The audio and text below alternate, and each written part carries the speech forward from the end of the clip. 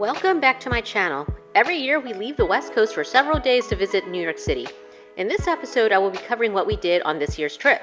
I will be uploading more vlogs on other things we checked out in New York City in the upcoming weeks, so make sure to hit the subscribe and notification bell for those videos. The goal is to give you ideas on what to do when you visit New York City besides the typical touristy items. Wow, this is actually a big room for Manhattan, and it looks like this was a converted studio. I mean, there's the bed, there's the view, and then there's a little kitchenette. We had a second wind of energy to go out immediately after checking into our hotel. Loving the weather right now in Manhattan. It's overcast, and it's going to be rainy during our stay here. Usually when we come at the end of June, it's humid, it's hot, it's sunny, but even with the humidity right now, I'll take it with overcast and a chance of rain. All right, the only bad thing about coming here when it's overcast is you can't really see the Empire State Building. Yeah, there's some cloud cover there. Dunkin' Donuts is synonymous with NYC, so this is what is going to power me through the rest of the evening since we're going to meet up with family in Queens. We had some time to kill before hopping on the 7 train, so we took a walk through Bryant Park. The park hosts a myriad of events and activities throughout the year, from outdoor movie nights to live performances and festivals. But really, you come here to escape the hustle and bustle. Maybe bring out your inner playfulness.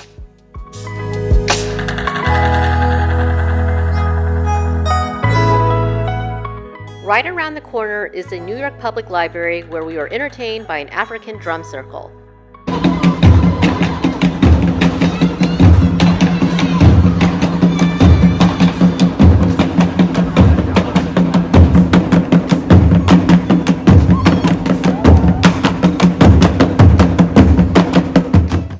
Then it was time to hop on the 7 train to Queens to meet up with my husband's side of the family for dinner.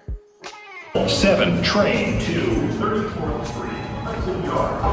This brings back memories of going to Queens. We always incorporate Queens into our trip because that's where my husband grew up. So this used to be a tobacco store, and when I was a kid I would buy my comic books from there. What we used to do at that Burger King is when I was a kid, they installed the first self-service drink fountain. And so we would just like save our cups, and then we would just come in there and like keep refilling our drinks. They eventually caught on to us, and so we had to wait till we saw like new employees working there before we could run in and steal some sodas. Another thing to add to this trip down memory lane is Ariyoshi, the Japanese restaurant that my husband's family has gone to for almost 20 years. Since we hadn't eaten anything since leaving Los Angeles other than the Dunkin' Donuts coffee, we made short work of that sushi platter. Today, we are making a day trip to Hoboken to visit some family.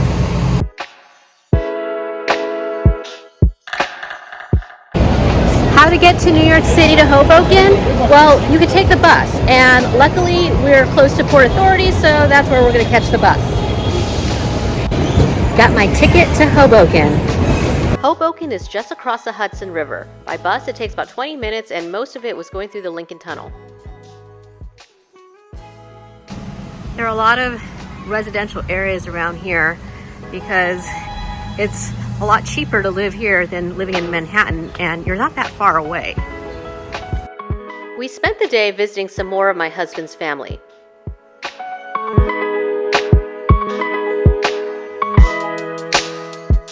The best part of Hoboken? The views of Manhattan, which we were able to enjoy on my husband's cousin's rooftop deck.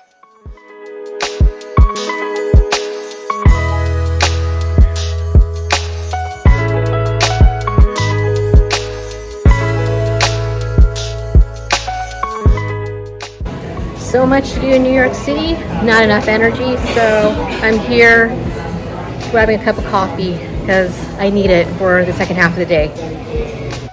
That's right, another day, another coffee, and we were going to need it for our next activity. The Highline, one of my favorite attractions in New York City, and I always try to make a visit to it. You can access the Highline at other points, but here we are at So we're actually at the entrance to it.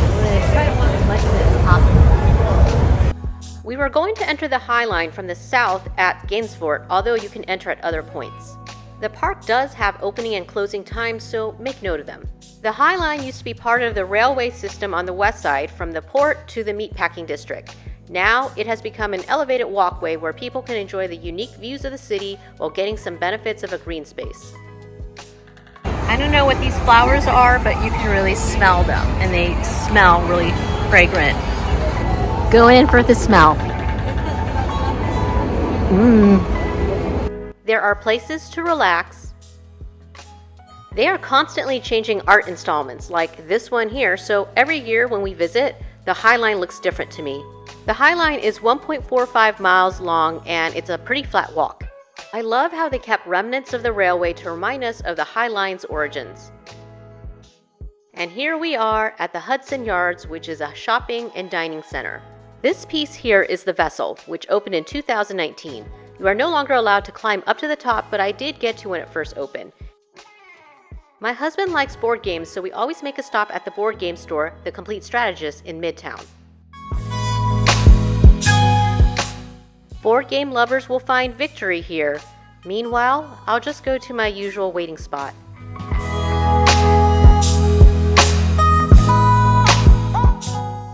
All right, ready? Mission accomplished. Mission accomplished? Okay, let's go.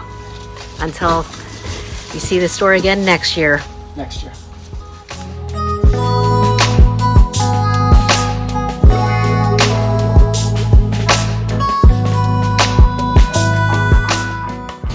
We're uptown here in Harlem to learn more about the Harlem Renaissance. And the first thing you'll notice here in Harlem is how beautiful these old homes are. Harlem is associated with gospel services, so here's the Greater Tabernacle Baptist Church. If you do want to check out Sunday services, you should stay for the entire duration and not just for a few minutes to make a TikTok or reel. What I like is all these homes are unique. They're not those cookie cutter homes that you see nowadays. I spy a blast to our Cold War past. Oh, and here's another fallout shelter poster. So that's good to know, just in case. You never know. Talk about academia vibes. This is City College, New York.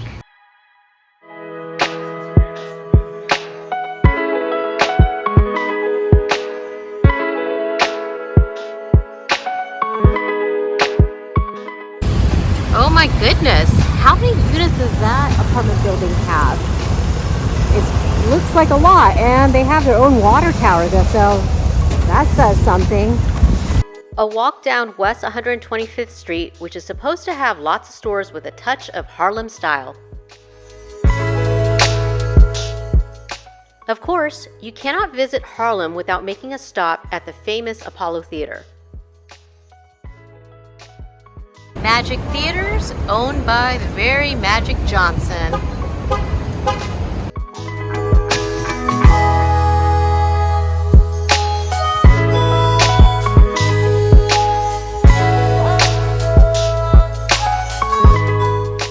One thing I noticed that there was a lot of hair braiding salons such as this one. There's also a great number of renovations going around. All right, here's a bunch of juxtapositions for you. So there's the church, and then some of the older homes in Harlem and new construction. So one of these things isn't like the other. We immersed ourselves into Harlem's captivating history by exploring places named after iconic figures.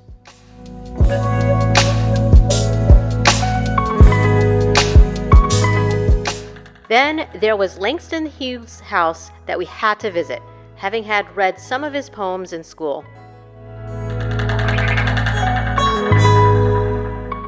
Soul food reigns supreme here in Harlem. I became familiar with Chef Marcus Samuelson's after watching the early seasons of Top Chef, so I was thrilled to be able to eat at his restaurant, Red Rooster. I will share that meal in another video. Wow, what a lunch. I'm glad we're doing some more walking afterwards because I could go for a nap after that. Harlem may be a historical neighborhood, but ingenuity is still king. I admire the hustle of this mobile barbershop. Hey, they also have something for the ladies.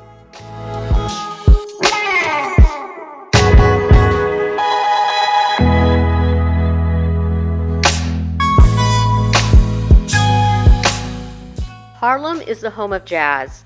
The National Jazz Museum was unfortunately closed when we came, so make sure to check their operating hours. Even though gentrification is sneaking into the area with the existence of a Whole Foods, these community gardens reminds us of the grassroots spirits of Harlem. The stately brownstone buildings lining the streets of Astor Row tell stories of resilience and cultural identity. The Schomburg Center for Research in Black Culture is a treasure trove of knowledge and artistic expression that celebrates the African diaspora.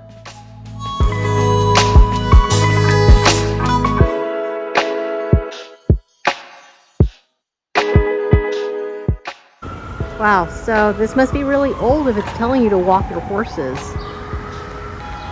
Lastly, Strivers Row was the mecca of Black intellectual artists and writers, including Bojangles, Scott Joplin, U.B. Blake, and even Tupac.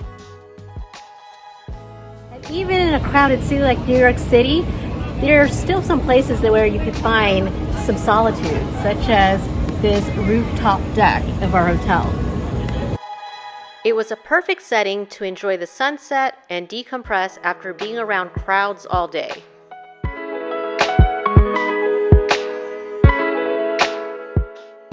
It's our last night here in New York City. We don't have any fancy dinners planned, so we're gonna go check out a food hall called Urban Hawker. You know the saying, the city that never sleeps? Test it out by walking through Times Square at night. The food hall Urban Hawker was closed by the time we got there in the evening, but I'll feature it in another video, so don't miss that.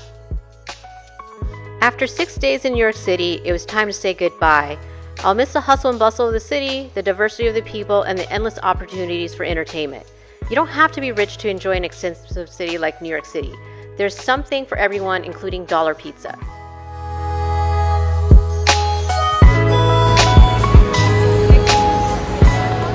I'm always so sad to leave New York City. Despite visiting every year, New York City is always changing. It's a place where anything is possible and where you could find everything you're looking for. Every trip has been different, even if I go back to visit some of the same attractions year after year. New York City just has that magic that no other place has. Until we meet again next year, New York City.